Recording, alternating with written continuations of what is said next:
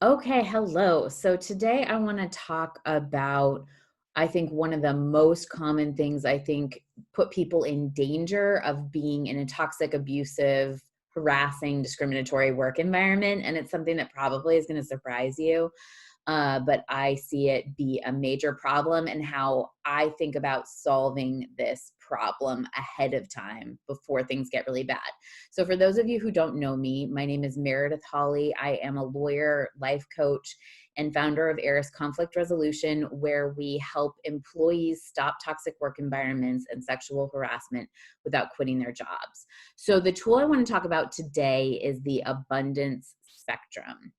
And we use the abundance spectrum when we're thinking about preventing a workplace from becoming toxic or abusive. And so a lot of times we're sort of taught to say that in order to avoid a toxic work environment, we have to find the special work environment where there are no abusive people. And this gets pretty tough, and it puts all of the power into the hands of abusive people to determine whether we have a toxic work environment or not, right? So if you're saying, I need to find a different work environment in order to make sure I'm in a healthy work environment, and I need to find one with all friendly, respectful, kind people, it gives a lot of power to abusive people to determine what you do or don't do, right? Where you're allowed to work. So, what we always want to do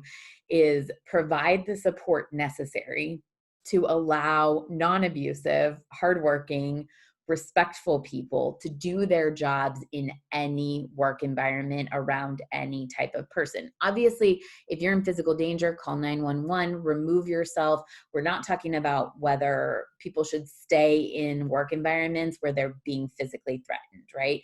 You need to do what's healthy for you. But the most common thing we see hitch people up is people say, well, things aren't bad enough yet for me to leave. I don't think things are bad enough yet for me to hire a lawyer. Things aren't bad, and it's not bad enough, is what people say. And so, what that leads us to is letting things get worse and worse and worse until we give ourselves permission to do something about it. We want to stop that because that keeps you trapped until things get bad enough to really make a change. We want to make a change ahead of time so that you're always working towards a bigger goal, a more abundant life, something that's better, not something that's worse. When we're in a place where we ever hear ourselves say, well, I don't know if it's really bad enough to do something, or it's not as bad as I'm making it sound, catch yourself, because we know that you've gotten focused on letting things get bad enough, even if you do, and I'm not saying you're intentionally doing this. None of us intentionally do this, right? We all intentionally want to live in healthy, respectful work environments. But unconsciously, we have this assumption that things have to get to a certain level of badness before we can do something about it. And this leads to us ignoring problems until they become worse and worse.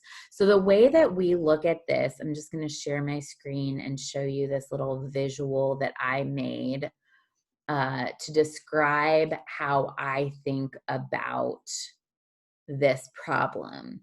So, when we work with people on this problem, a lot of times we're working with people on envisioning what would a better work environment look like? What would a cooler job look like? What would a promotion look like for you? What would owning your own company even look like for you? What would something better look like? Just to imagine something better instead of imagining something worse, right? And so what happens is we set a goal, right? And what we're usually talking about is some goal that feels impossible to us now.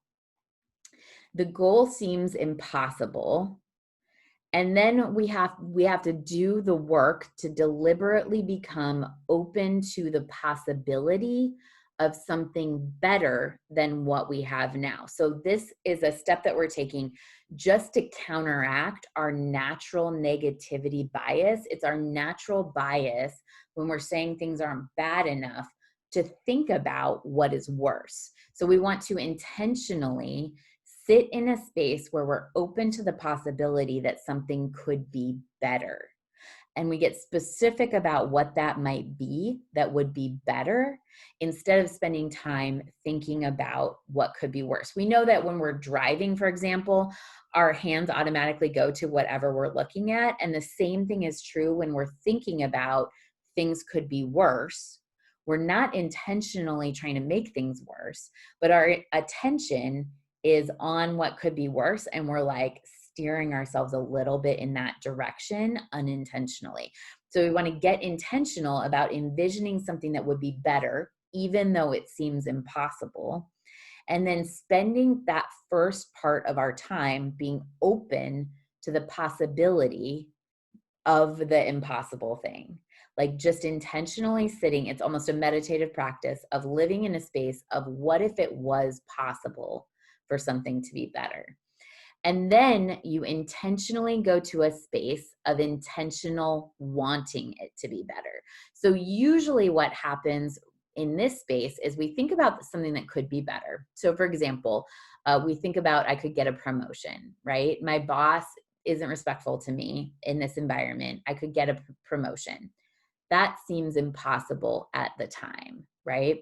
Then we are open to the possibility of maybe there is a promotion. Maybe somebody in the universe has gotten a promotion. Maybe there is a promotion somewhere available to me where I make more money. And then what happens is our brains say, well, there's nothing wrong with where you are now. It's not that bad now.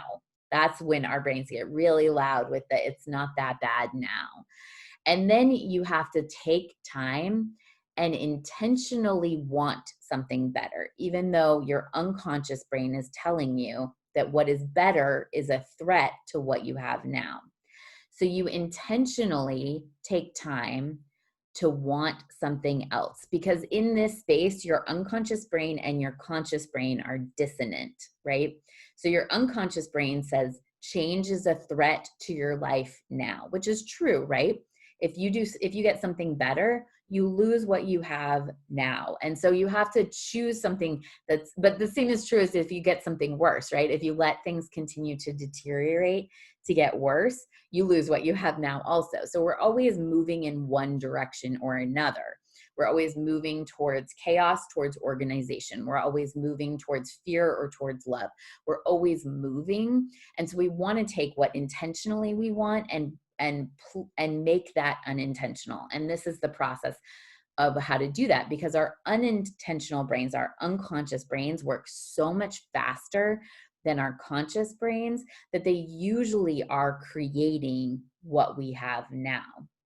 If you look around yourself at what you have now, it's a good representation of what you unconsciously think is normal for somebody to have, right? So if you want to change it, you have to take what you intentionally want and let that become the new unconscious normal, and then you have it. And so this is the process of that. So it's impossible. You become open to the possibility. Then you sit in a space of intentionally wanting this goal. And what I notice is that my unconscious brain is so afraid of it that I'm often like, no, I don't want it. I don't want to have a business. I don't want to have something better. I don't need it anyway. Why are we even talking about this? It's too hard. So you have to intentionally create enough space to want it in order for it to happen. Then once you've practiced wanting it enough, it becomes unintentional wanting, and then you almost immediately have your goal, right? So this is all just changing how we think about things in order to create a new experience of life. Most of us, for example, have a house, some kind of house. We rent a place to live. We have a roof over our heads. People who don't are rare unless there's a mental illness involved, some kind of trauma experience, right? And so somehow, even though we face all these challenges, we manage to eat food every day. We manage to have a house over our head. Even people who don't have a roof over their head, still often manage to eat food every day. And so we have these baseline, what we expect to be normal, and that's what we create in our lives. So we need to reprogram what we expect to be normal in order to create something better if we want to. So this is the space where if somebody says, it's not that bad yet, they're not intentionally making the effort to change what they think is normal. Still somewhat bad and terrible feels normal to them. And we want to change that if we're going to create an anti-bias culture. If we're going to create a culture that releases oppression and doesn't treat oppression as normal, we have to make the intentional steps to treat it as very abnormal. Then after you have your goal, so say you've gotten the promotion, you've spent the time where the promotion is impossible, you're open to the possibility, then you intentionally want the promotion, even though it seems like a threat, then you unintentionally want it, it seems normal, and then you have it. At that point, we move to a place where a lot of us have abundance shame. We're like, what's wrong with me that I have all these nice things? I'm not suffering. Other people are suffering. There's something wrong with me. And this is a big place of self-sabotage. It's what they call the upper limit problem, right?